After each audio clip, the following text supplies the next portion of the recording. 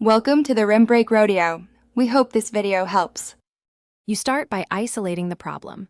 Power the Charge 3 off and unplug everything so you don't chase external noise. Open tools at hand, a small Phillips or T6, a plastic spudger, and 90% isopropyl with cotton swabs, because you will clean and inspect contacts. Once done, play the same audio from a second device and a different cable to make sure the crackling comes from the speaker, not the source. This saves time and prevents unnecessary disassembly.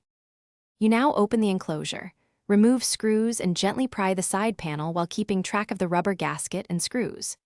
Inside, focus on the speaker cone edge, wiring harness, 5mm jack and battery terminals. Loose solder or corrosion often causes intermittent crackle. Use a cotton swab damp with isopropyl to clean contacts, and if you see cold solder joints, reflow them with a soldering iron. Make sure to reseat connectors firmly so the components have. You finish by reassembling the unit, aligning the gasket and tightening screws evenly. Then test at low volume and gradually increase while listening for crackle.